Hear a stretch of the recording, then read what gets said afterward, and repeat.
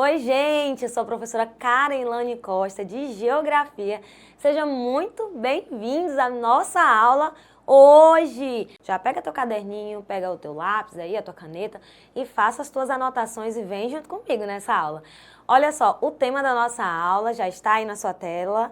Olha aí, a expansão do capitalismo e o Brasil. Vamos lá?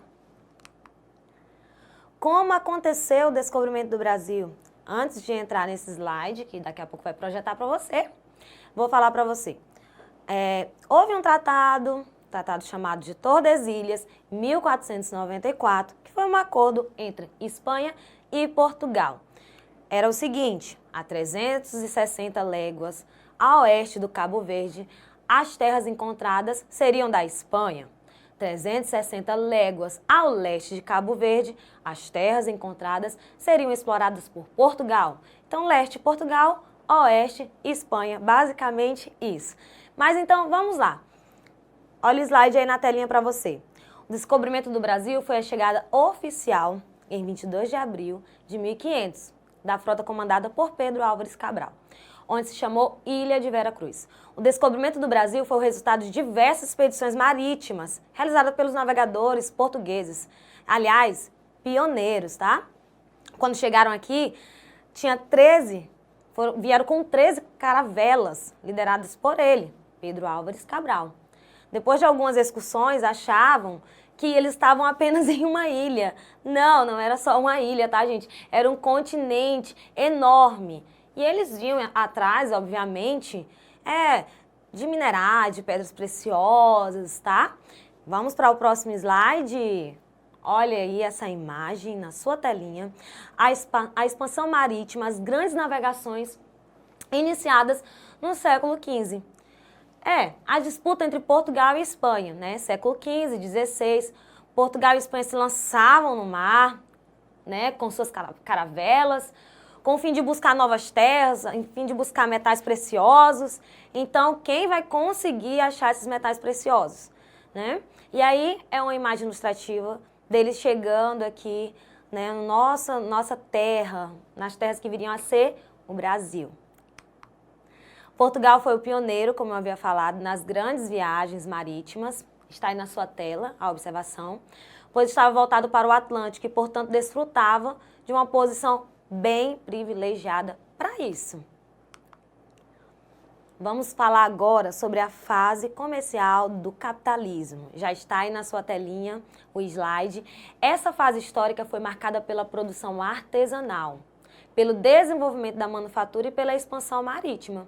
Com as grandes navegações iniciadas no século XV, permitiu aos europeus o contato com territórios que até então eram desconhecidos, incluindo o território que viria a ser o Brasil.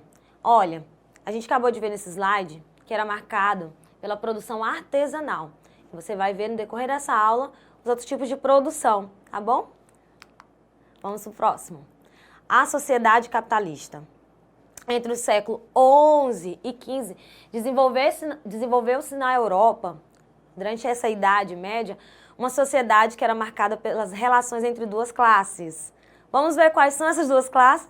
Era a burguesia e o proletariado. A gente vai ver agora o que cada uma fazia, como que funcionava esse sistema. Primeiro, a burguesia. Olha aí na sua tela. Formado pelos donos do meio de produção. Máquinas, equipamentos, esse pessoal tinha matéria-prima, terras. Eles tinham tudo que era necessário à produção de bens e de mercadoria. Agora, o proletariado, o que eles tinham? Vai cair agora aí na sua telinha. Eles tinham trabalhadores, eles eram trabalhadores, tá? Eles são trabalhadores. O que eles vendiam? Eles vendem a sua força de trabalho por meio de um trabalho assalariado. São as pessoas que não têm matéria-prima, não têm terra, mas têm força, têm mão de obra e trabalham. Vamos para o próximo. Vamos ver como que se dava a produção das mercadorias. As principais formas de produção de mercadoria no capitalismo comercial eram artesanato e a manufatura. Gente, observa essa imagem. Observa aí, pronto. O artesanato, uma pessoa trabalhando. Se é uma pessoa trabalhando, vai demorar bastante para chegar em um resultado, para chegar a produzir de fato o que eles querem. Então, era dessa maneira, um artesanato, manufatura. O artesão trabalhava sozinho, manualmente, usando as suas máquinas, usando as suas ferramentas, o que ele tinha à disposição. Ele fazia isso e tinha um resultado do seu trabalho. Era um resultado rápido? Não. Era um resultado um pouquinho lento, mas a gente vai chegar lá nos próximos. Vamos lá, próximo slide. A produção das mercadorias. Na manufatura, a técnica também era artesanal, mas as tarefas eram desempenhadas por grande número de trabalhadores, sob a direção de uma pessoa, que era o dono dos meios de produção e do produto final. Nessa etapa intermediária entre o artesanato e a indústria, tiveram início a divisão de tarefas e o emprego de máquinas simples, nesse contexto que ocorre a ampliação dos lucros da classe burguesa. A classe burguesa, ela vinha lucrando, ela lucra em cima do trabalho do artesão. Nós vamos ver agora como que se dava diversos meios de produção. Olha aí, a ilustração que está na sua tela agora, ao lado ela vai retratar uma produção artesanal e manufatura. É uma fábrica de sapato com maior número de trabalhadores. Um está trabalhando sozinho, o outro já tem mais trabalhadores. Esse que tem mais trabalhadores, cada um desses trabalhadores vai fazer uma coisa, vai exercer uma função. Se as pessoas, cada um vai exercendo uma função, então qual que vai ser mais rápido? Esse que tem vários trabalhadores. E a gente vai falar desse modo de produção daqui a pouquinho. Vamos lá? Mas a gente precisa falar, enquanto o mundo está vivendo isso que a gente estava falando, Questão, o que o Brasil estava vivenciando, o que estava acontecendo. E no Brasil, como que se deu esse processo? Vamos lá? Olha, os portugueses, eles vieram em busca de metais preciosos, mas se depararam com uma importante árvore, tá? Então, a primeira atividade econômica rentável aqui pelo Brasil foi a extração madeireira pau-brasil, tá? A do pau-brasil, que tinha uma função incrível, que daqui a pouco a gente vai falar mais um pouquinho. Qual foi o ano que deu? De 1500 a 1530. O primeiro a despontar no Brasil foi o pau-brasil. Esse foi o período pré-colonial e vem depois um período colonial, que é 1530 a 1822. Analise as imagens, está na sua tela, bem direitinho, dá uma olhada. Aí você pode perceber a extração, Como que se deu esse processo da extração madeireira, do pau-brasil. Eles utilizavam inicialmente a mão de obra era indígena, mas os indígenas, olha uma curiosidade, eles tiveram contato com os portugueses, então eles não eram imunes a algumas enfermidades. Então eles pegaram essas enfermidades, e muitos índios acabaram morrendo. E alguns fugiram, adentraram mais a terra, foram mais ainda para o interior. Ok? Vamos para o próximo slide para vocês verem. O pau-brasil como mercadoria ainda. No Brasil, Portugal só se empenhou no extrativismo do pau-brasil madeireiro porque produzia, olha essa curiosidade, uma tinta vermelha. E essa tinta vermelha ela tinha um valor comercial incrível, tá? Portugal continuava dando prioridade ao comércio com a Índia, com as Índias. O que eles buscavam? Eles buscavam as especiarias, cravo, canela, noz moscada, gengibre, tá bom? Olha, analise aí esse mapa. Os indígenas trabalhando na extração madeireira e vamos ao próximo. Agora nós vamos falar sobre a fase comercial do capitalismo. Analise esse mapa aí rapidamente, observe esse mapa ao lado, as principais rotas comerciais, olhem as setas, A Rota da Prata, representada pelo esse clarinho, rosa clarinha, era a rota ali do Oceano Pacífico. Rota do Açúcar, Brasil, litoral brasileiro, nordeste do Brasil. Rotas das especiarias, as Índias, como eu havia falado. E Rota dos Escravos, gente. Vinha muitos escravos, negros africanos para serem escravizados aqui no nosso país. Não apenas aqui, Mas olha essa rota que está sendo representada pela seta verde aí no seu mapa.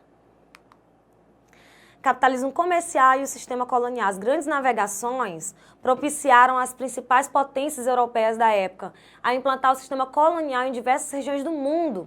As colônias se tornaram fornecedoras de mão de obra escravizada, como eu havia falado, de matérias-primas e de metais preciosos e consumidoras dos bens produzidos nos países europeus. Ou seja, tudo que era extraído aqui não ficava aqui, era consumido por eles, pelos europeus, nas suas metrópoles.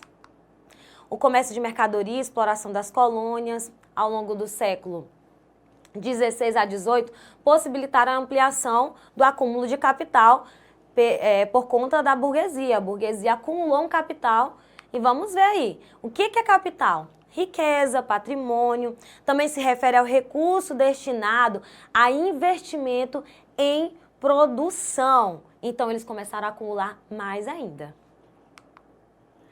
Ciclo de cana-de-açúcar, que se deu nesse período, né, no Brasil, era um produto valorizadíssimo no mercado europeu. Os portugueses já plantavam cana em outros lugares, possuíam técnicas de plantio.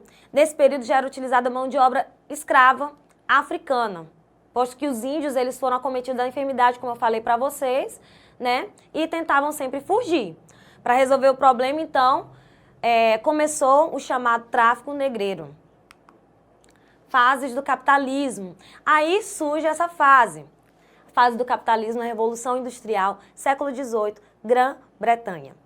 A chamada Revolução Industrial caracteriza pelo intenso uso de máquinas movidas a vapor, como a principal matéria-prima, utilizado combustível fóssil ali, que é o carvão mineral. Durante a fase do capitalismo comercial, teve uma acumulação de capital e as crescentes demandas do mercado consumidor levaram os donos de oficinas manufatureiras a introduzirem inovações de forma a produzir mais e mais e mais mercadorias para a sua lucratividade, o seu lucro, obter lucro. Essas inovações foram responsáveis pelo surgimento das indústrias que nós conhecemos hoje. Vamos lá, resumidamente falando, as principais características do capitalismo. Vamos lá, o capitalismo é um sistema econômico, ele visa o lucro e vai ter 3 aí, ó. Primeiro, meios de produção, terras, indústrias, máquinas. Segundo, capitalismo são os donos do meio de produção, os capitalistas. Terceiro, os capitalistas empregam os trabalhadores nos seus meios de produção. Então, pessoal, as principais características do capitalismo, eu vou colocar agora na telinha de vocês. Lei da oferta e da procura, o preço da mercadoria vai variar de acordo com a procura do consumidor. Segundo, concorrência, ou seja, muitos vão baixar o valor para ganhar, né, da concorrência. Terceiro, trabalhador assalariado. Por sua atividade, o trabalhador ele vai e recebe o salário. Então é essa, pessoal, essa é a nossa aula de hoje. Espero que tenham gostado. Olha, não esqueçam de acessar plataforma Eduque e tira as tuas dúvidas. Então, fique bem. Tchau, tchau.